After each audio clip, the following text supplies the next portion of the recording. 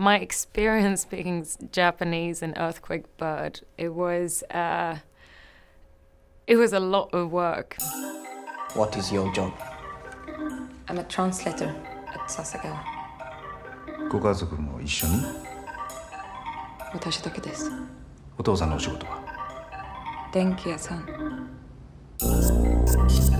Speaking another language in a film, I've done it a few times. I did a film in Danish, A Royal Affair, which was my first time away from my native language, Swedish. And then, of course, speaking in English was, a big first step as well.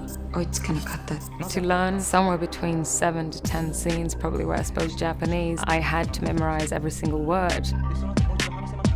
I had both a language coach, I had an actress, I used my makeup lady every morning who's both fluent in English and Japanese, and I actually started with reading out loud the scene translated in English to get a sense of what it is I wanted to act and what, to come forward. And if you are bilingual, you know that it's such a cultural difference in how you explain yourself with different words and languages.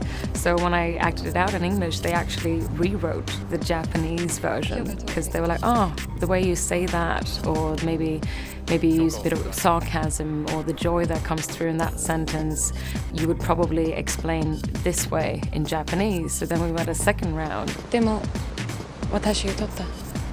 The difficulty that we were facing was, of course, that I couldn't learn Japanese in 2-3 months, but I wanted to understand as much about the language as possible. And when we did this translation of the second round, when they had heard me act the scene out in English, then it was interesting because then all these discussions about what words actually mean and how they come across in different cultures and how it's actually very different. And, they have a way of addressing people like we would say you to somebody. They have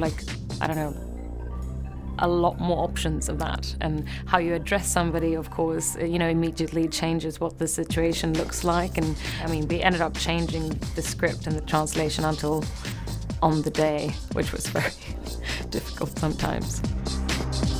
I went to Japan the first time 4 or 5 years ago, and I think it was the one country since when I was a kid that I really, really wanted to go to, and I had always had this fascination of their culture.